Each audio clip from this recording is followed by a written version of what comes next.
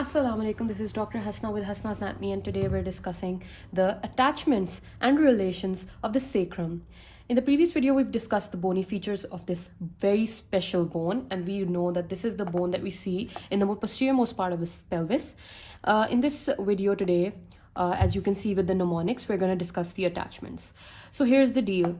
Attachments, I believe, that should be learned with mnemonics is because there are times that you will forget the muscle names, but one thing you won't forget are the mnemonics, which is why I always discuss bones with mnemonics so that you never forget them, right? So let's get started. Let's talk about the ventral part of the bone. We've already talked about the ventral parts, the pelvic surface of the sacrum. It is concave, right?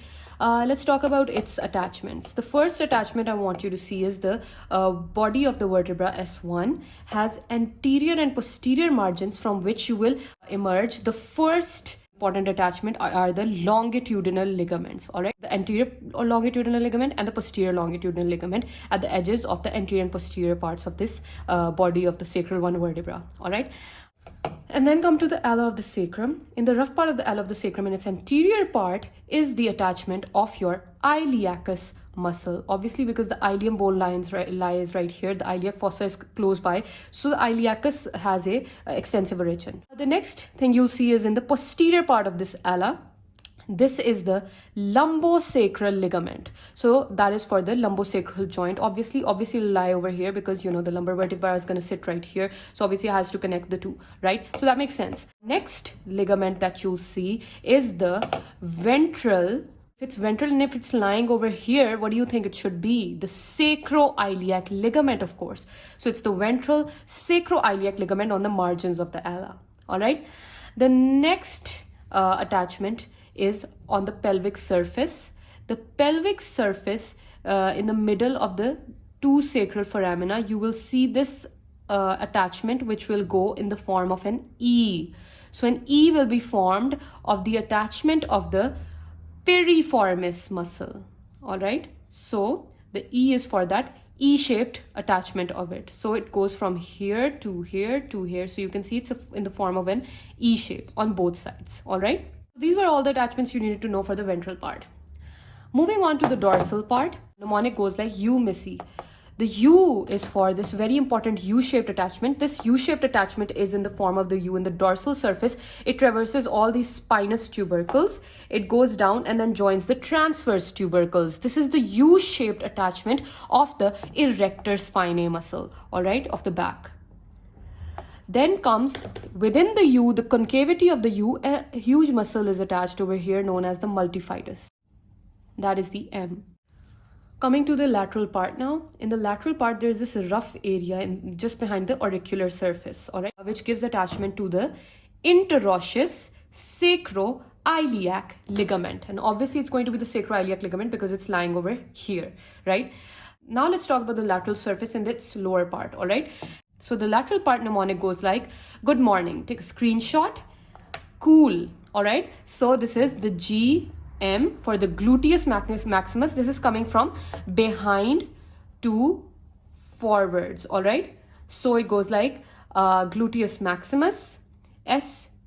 These are important. Two ligaments of the sacrum, very important ligaments of the sacrum. You'll come across them almost everywhere. These convert your greater and lesser sciatic notch into foramens, right? So these are the sacrotuberous and sacrospinous ligaments, all right? And finally, C is for which muscle? The coccygeus, all right? The coccygeus has to lie here because the coccyx bone is about to start. By the time you go down, you have reached the pelvic floor of your pelvis, right? So the coccygeus lies over here. So these were the most important attachments that you needed to know. Let's go through them again. The ventral part starts from the anterior and posterior edges of the body, the longitudinal ligaments. Then comes the iliacus. Then comes the lumbosacral ligament.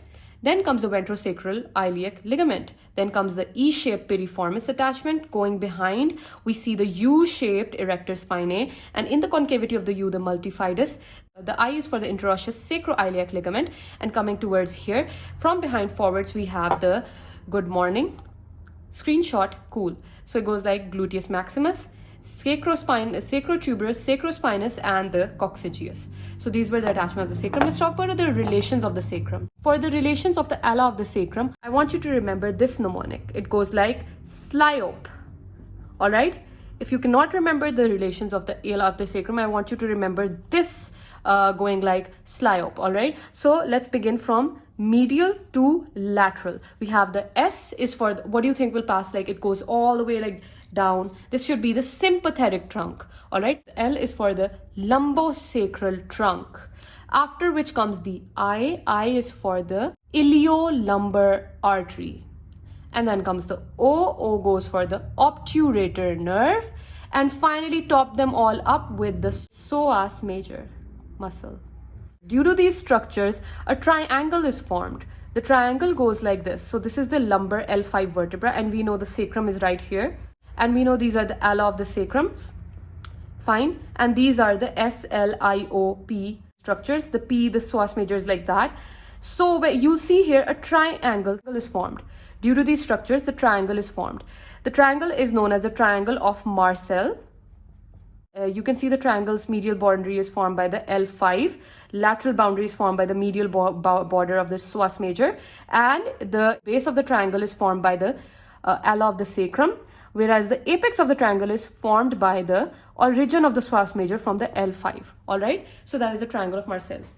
Apart from that, your pelvic surface is related to, in the median plane, you can see the median sacral vessels will be passing. On both sides, medial to the sacral foramina, the sympathetic trunk will be passing. All right. Apart from that, around over here in the body of the sacral vertebrae, you'll see the attachment of the sigmoid mesocolon. And then comes your sacral hiatus. What are the structures passing through the sacral hiatus? The S5 nerves, this fifth sacral nerve, they emerge from the sacral hiatus. And then the pair of coccygeal nerves also emerges from here. And finally, the filum terminal goes towards the coccyx from this part. So these three structures leaving the sacral hiatus are also very important. So guys, that was all you needed to know about the sacrum. I really hope I made it easy for you. If you haven't subscribed to my channel yet, I would appreciate if you click that subscribe button. Until then, thank you so much for watching.